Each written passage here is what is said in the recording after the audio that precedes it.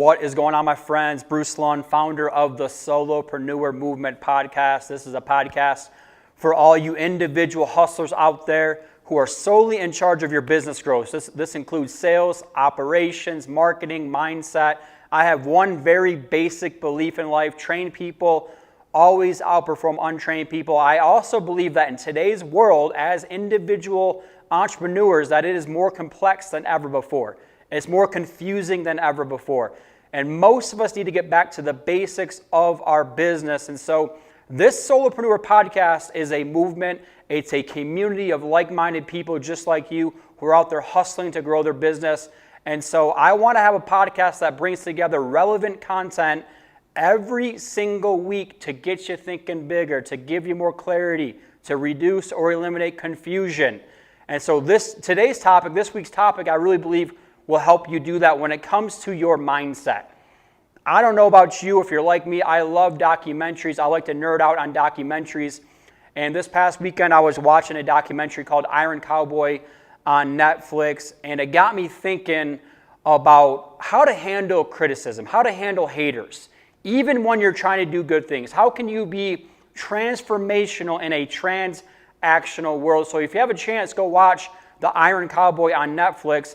And here's what it's about. So James Lawrence is an Ironman competitor, and back in 2012, he did 30 Ironman marathons in 1 year. He did 11 different countries in 1 year, and that actually set a record. It broke a Guinness Book of World Records, and he didn't even know it at the time. He just was doing all these crazy things out there. And then he came up with an idea a couple years later, because as you know, any competitor, we're all driven. It's always like, what's next? We got to do something bigger. We got to do something better. And so he came up with this crazy idea. He loves spending time on his bike. That's his favorite place. That's his creative place. And so one day he was biking, he was cycling, and he came up with this idea: 50 marathons in 50 days. And then he came up with a bigger idea: 50 marathons in 50 days in 50 different states. And so for those of you who don't know what an Ironman is, it's where you do 2.4 miles of swimming, you do 112 miles of cycling, and you do 26.2 miles of running, all in one day, all in one sitting. That's crazy to think about. And so this feat, if you really think about it, 50-50-50, to do all of that and be in an RV and travel with your family, I mean, it's one of the most remarkable physical things that a human being could possibly do. And so he was actually sleeping 4.5 hours a day. And so this is why he did that, is he wanted to create money. He wanted to generate money for charity. But he had so many different obstacles along the way of this process, and they actually document all that. So he fell off his bike in Tennessee. He fell asleep on his bike. He had to deal with hurricanes down in the south, down in Louisiana. He got behind schedule, so therefore he actually had to double up one day. And basically, just to get back on schedule, I had to sleep like 3 hours to get out there right away that next day. So if you think about that, man, it's remarkable, the mindset, the perseverance, the resilience. But here's what was astonishing to me in this whole process, is at first people were supporting was supporting him, the cause. He had a Facebook group. They're on there like, hey, man, we're going to be there every step of the way. But throughout the process, he did some things that were questionable or which were controversial. And so he actually he had an IV in his arm. So you actually see him cycling on a bike one day, and he has an IV in his arm giving himself fluids because it was during the hurricane season, and he was actually inside doing things. And so people immediately started jumping to conclusions. He's taking PEDs, right? There was one time his trainer actually told him to do the elliptical versus get on the treadmill. Normally he would run outside, but again, during the storms, he got on an elliptical versus going on a treadmill. And so people are like, well, that's not fair. That's not the same thing. But to me, it was remarkable how many people hated on him. People were actually hating on him for going out and doing this thing that nobody could ever possibly think about doing. And so it taught me some different lessons, man. Unfortunately, we live in a transactional world. We live in a world where people would rather tear each other down versus build people up. And again, I say people, like a small group of people would rather do this. And for us as producers, for us as solopreneurs, it's easy for us to focus on the negative. It's easy for us to get bogged down. For every 9 positives, you might get 1 negative. And what do we focus on a lot of the time? We focus on that 1 negative. And so James, it was the same thing for him. He started getting all this backlash on social media. People started to attack his family. People started to attack his his ethics, right? All these different kinds of things, his integrity. And so, he almost let this derail him. There was one trip to where he was on his bike and he got off his bike and he just had a breakdown, man. He had a mental breakdown. And I tell people a lot of times you have to have a breakdown to have a breakthrough. But he almost let this breakdown just completely cost him this thing. But that breakdown did help him with a breakthrough.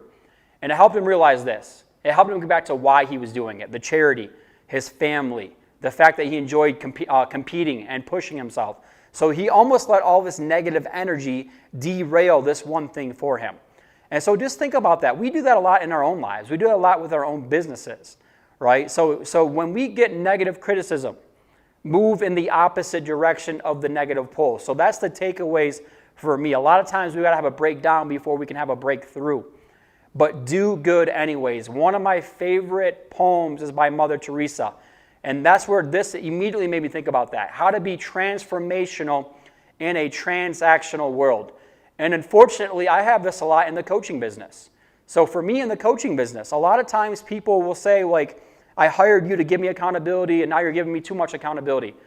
Or I hired you to give me accountability, you're not giving me enough accountability. And so it's a lose-lose situation for me as a coach. And so I used to let that really impact me in a negative way. And now I just do good anyways. When I know I'm out there to help people and impact people and have fun doing what I'm doing. And so this documentary, I immediately thought about Mother Teresa's poem, Do Good Anyway. So if you've never heard the poem, I'm going to read it to you here. People are often unreasonable and self-centered. Forgive them anyway. If you are kind, people may accuse you of ulterior motives. Be kind anyways. If you are successful, you will win false friends and true enemies. Succeed anyway. If you are honest, people may cheat you. Be honest anyways. What you spend years building, someone can destroy overnight. Build anyway. If you find happiness, they will be jealous. Be happy anyways. The good you do today can be forgotten by tomorrow. Do good anyways. Give the world the best you got, and it may not be enough. Give your best anyways. And the final analysis, what you'll realize, it was never between you and them anyway. Guys, that poem always gets me. It gets me at my core. And so on days when maybe I'm getting criticism, maybe things aren't going the way that I hope they would, maybe when other people are trying to tear me down, I do good anyways. I got to be transformational in a transactional world. I have to move in the opposite direction of the negative pull. When it's easy to go negative, I gotta train myself to go positive, right? I got to have a strong support group. You got to have a strong support group of people that are your biggest cheerleaders. Who are your big advocates? Who are your big promoters? You've heard the term, you become the sum total of those you hang around the most, right? Go where you're celebrated, not merely tolerated. And it was the same way for James and this Iron Cowboy. Is he had his family, he had his kids there. His daughter was an accountability partner for him to get up. He would run the 5K with her every single morning. She committed to doing that. His mom actually came out and would start running with them, right? So it was the same lesson for him, though. He had this support group of people that loved him and supported him, and it literally, at some points, carried him across the finish line on a daily basis. But it's easy to focus on the haters. It's easy to focus on the transactional people that you can never make happy in this process. So my conclusion for us in today's podcast, just like James almost let the negativity of social media, guys, social media can be nasty, man. Social media is one heck of a tool to go out there and get in front of the right people and attract the right people and live your life out loud. But it will also attract haters and doubters and criticism. Anytime you try to do something big in this world, you're going to attract some of the wrong people. And that's just the reality of it. Focus on the people who love on you, and you love on them. Okay? So that's one of the biggest takeaways that I had when it comes to this. Sometimes you got to have a breakdown to have a breakthrough, to get you to recommit to your bigger future.